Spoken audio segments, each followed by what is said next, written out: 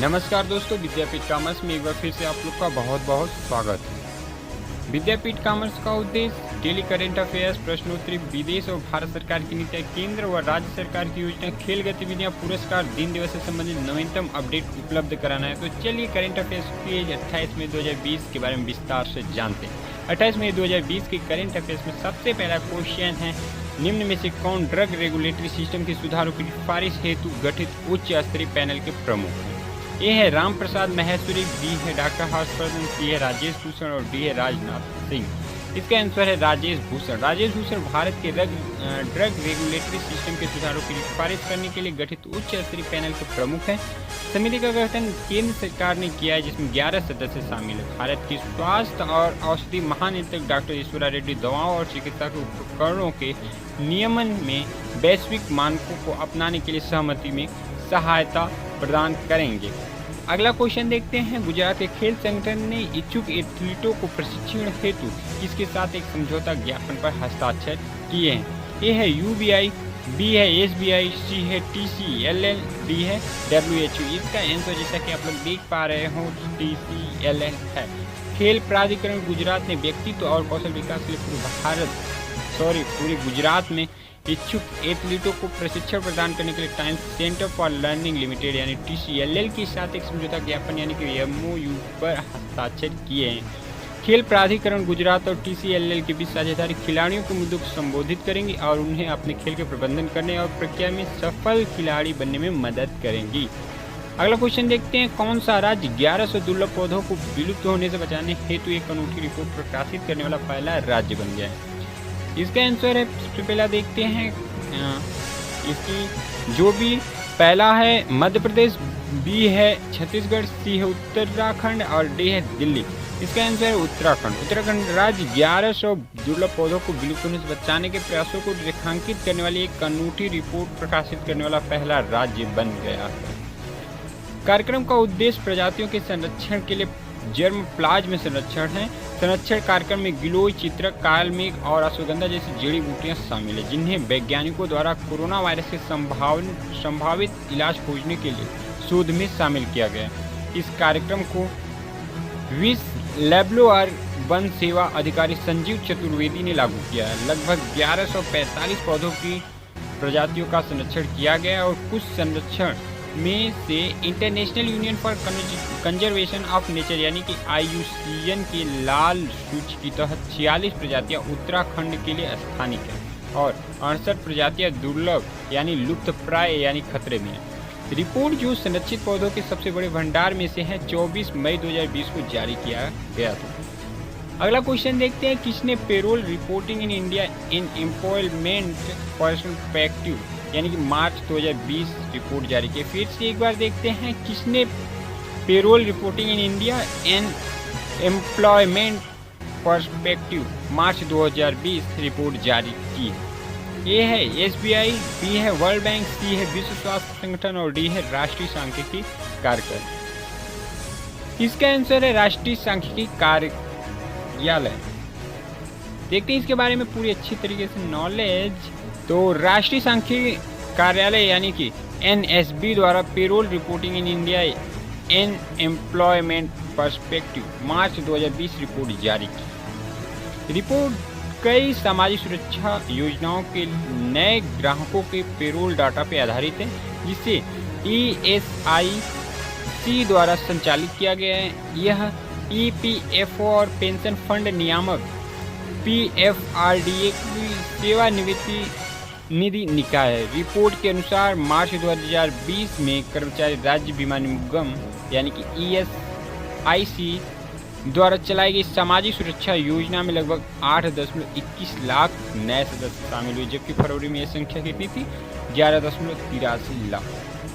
चलिए अगला क्वेश्चन देखते हैं। इसी के साथ, कौन सा राज्य प्रतिवर्ष 25 मई को झीरम श्रद्धांजलि दिवस के रूप में मनाता है? झीरम श्रद्धांजलि दिवस क्या होता है, इसके बारे में डिटेल हम लोग देखेंगे। ये जो आंसर है छत्तीसगढ़ है। छत्तीसगढ़ राज्य सरकार ने 25 मई वर्ष 2013 को झीरम घाटी में नक्सल हिंसा के शिकार हुए राज्य के वरिष्ठ नेताओं, सुरक्षा बलों और जवानों के विगत वर्षों में नक्सल हिंसा के शिकार हुए सभी लोगों की स्मृति में 25 मई को प्रतिवर्ष झीरम श्रद्धांजलि दिवस के रूप में मनाया जाता है। देख लेते हैं इसके बारे में ठीक से अच्छे तरीके से फिर से। छत्तीसगढ़ राज्य सरकार ने 25वें वर्ष 2013 को झीरम घाटी में नक्सल हिंसा के शिकार हुए राज्य के वरिष्ठ नेताओं, सुरक्षा बलों के जवानों और विगत वर्षों में नक्सल हिंसा के शिकार हुए सभी लोगों की स्मृति में 25 मई को प्रतिवर्ष झीरम श्रद्धांजलि के दिवस के रूप में मनाया जाता है। भूपेश बघेल की नेतृत्व वाली कांग्रेस सरकार ने इस दिन को झीरम श्रद्धांजलि दिवस मनाने का निर्णय किया है। अगला क्वेश्चन देखते हैं, किस राज्य में कांगड़ा चाय उत्पादित की जाती है? उत्तराखंड, केरल, असम और हिमाचल प्रदेश। इसका आंसर है हिमाचल प्रदेश। कांगड़ा चाय का उत्पादन हिमाचल प्रदेश के कांगड़ा जिले में किया जाता है और 2005 से इसे भौगोलिक संकेत का दर्जा दिया गया था। 19वीं शताब्दी के मध्य में घाटी में ग्रीन टी और ब्लैक टी दोनों का उत्पादन किया जाता है। अगला क्वेश्चन देखते हैं, अंतर्राष्ट्रीय गुमशुदा बाल दिवस किस तिथि को मनाया जाता है? इसका पहला जो ऑप्शन है वो 21 मई, सेकेंड ऑप्शन 28 मई, थर्ड ऑप्शन 25 मई और फोर्थ ऑप्शन है 24 मई। इसका आंसर है 25 मई। प्रतिवर्ष 25 मई को विश्व स्तर पर अंतर्राष्ट्रीय गुमशुदा बाल दिवस के रूप में मनाया जाता है और यह दिन उन गुमशुदा बच्चों की श्रद्धांजलि के मनाया जाता है जो किसी तरह अपने घर पहुंच चुके हैं या जो अभी भी लापता हैं और जो अपराध के शिकार हैं। अंतर्राष्ट्रीय गुमशुदा बाल दिवस का प्रतीक children's day in the forget me not flower. शुरुआत में इस दिन को 1979 में न्यूयॉर्क शहर में 6 वर्षीय ईथन पार्ट्स के लापता होने के बाद 1983 में राष्ट्रपति रोनाल्ड रीगन द्वारा अमेरिका में 25 मई को मिसिंग बाल दिवस के रूप में स्थापित किया गया था। गुमशुदा और शोषित बच्चों के लिए अंतर्राष्ट्रीय केंद्र यानी कि CICMEC गुमशुदा बच्चे यूरोप और यूरोपीय आयोग के सहयोगात्मक प्रयासों से 2001 में अंतर्राष्ट्रीय गुमशुदा बाल दिवस को औपचारिक रूप से मान्यता दी गई थी। अगला क्वेश्चन देखते हैं, किस राज्य ने रोजगार सृजन के उद्देश्य से खेलों को औद्योगिक दर्जा दिया है? खेल को अब औद्योगिक दर्जा किस राज्य ने दिया है? देखते हैं इसको। ए है असम, बी है दिल्ली, सी है झारखंड, इसका डी है मिजोरम और यही आंसर है मिजोरम। मिजोरम राज्य सरकार ने रोजगार सृजन के उद्देश्य से खेलों को औद्योगिक दर्जा दिया है। क्षेत्र को उद्योग की स्थिति प्रदान करने की खेल क्षेत्र में आवश्यकताओं और क्षेत्र में शामिल अन्य लोगों को पूरा करने में मदद मिलेगी। फिर से एक बार इसको देखते हैं। मिजोरम राज्य सरकार ने रोजगार सृजन के उद्देश्यों से खेलों को औद्योगिक दर्जा दिया है। क्षेत्र को उद्योग की स्थिति प्रदान करने के लिए खेल क्षेत्र की आवश्यकताओं और क्षेत्र में शामिल अन्य लोगों को पूरा करने में मदद मिलेगी। मिजोरम में इस देश भर में प्रमुख क्लबों के लिए फुटबॉल खेलने वालों का एक पूल है। हाल में ही वर्षों में हॉकी भारोत्तोलन और राज्य में अच्छा प्रदर्शन किया है। खेल मंत्री रॉबर्ट रोमाविया और रायटे, इनका पूरा नाम है भाई, खेल मंत्री यहाँ के हैं रॉबर्ट रोमाविया रायटे। इन्होंने क्या किया कि खेल को दर्जा देने में सलाह दी है, यानी कि इसको जो ये औद्योगिक दर्जा देने की सलाह कौन दिया है? तो रॉबर्ट रोमाविया रायटे ने दिया है। इससे स्पोर्ट्स के निवेशकों और प्रमोटरों के अलावा खिलाड़ियों को भी सबसे ज़्यादा फायदा होगा। भारत में प्रसिद्ध football league Indian super league यानी कि ISL है, जिसे 12 अक्टूबर 2014 को शुरू किया गया था। अगला क्वेश्चन देखते हैं, किस राज्य से सौर बाढ़ कृषि सुरक्षा कार्यक्रम लागू किया गया? मध्य प्रदेश, महाराष्ट्र, तमिलनाडु और दिल्ली। इसका आंसर है तमिलनाडु। तमिलनाडु सरकार ने केंद्रीय कृषि सुधार योजना के तहत अद्वितीय और सौर बाढ़ कृषि सुरक्षा कार्यक्रम को लागू करने के लिए प्रारंभिक कार्य शुरू कर दिए हैं। कार्यक्रम कृषि सुधार योजना के तहत कार्यान्वित किया जा रहा। कोविड-19 लॉकडाउन की वजह से सामान्य कृषि गतिविधियों से अस्थायी विराम का उपयोग किसानों द्वारा इस तरह के अभिनव कार्यों में किया जा रहा है।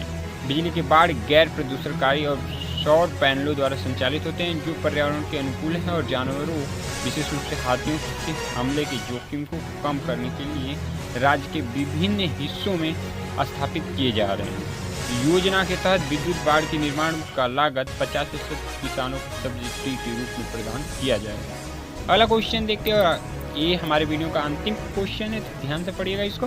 समाप्ति प्रसूति नाल वर्ल्ड के लिए अंतर्राष्ट्रीय दिवस किस तिथि को मनाया जाता है? पहला है 23 मई, दूसरा 22 मई और सी है 24 मई और डी है 26 मई। नाल वर्ग के लिए अंतर्राष्ट्रीय दिवस 2020 का विषय in gender inequality, in health inequality, in face to allow. समाप्ति प्रसूति नाल वर्ग के लिए अंतर्राष्ट्रीय दिवस प्रतिवर्ष 23 मई को मनाया जाता है। प्रसूति नाल वर्ग सबसे गंभीर और दुखद चोटों में से एक है जो बच्चे के जन्म के समय हो सकती है। संयुक्त राष्ट्र महासभा ने प्रस्ताव ARES 67/147 को पारित किया और अंतर्राष्ट्रीय दिवस का उपयोग जागरूकता बढ़ाने और प्रसूति के नाल वर्ग को समाप्त करने की दिशा में कार्रवाई तेज करने के लिए किया। प्रसूति नाल वर्ग की स्थिति आमतौर पर महिलाओं के असंमित छोड़ देती है, जिसके कारण वे अक्सर अपने समाज से दूर हो जाते हैं और उचित उपचार न मिलने के कारण वे वर्षों और दशकों तक इस स्थिति में रहते हैं। इसके बाद देखते हैं, यदि आपका करंट अफेयर 28 मई 2020 से संबंधित कोई भी प्रश्न है तो आप कमेंट के माध्यम से पूछ सकते हैं और हमारे वीडियो को लाइक शेयर और सब्सक्राइब करिए।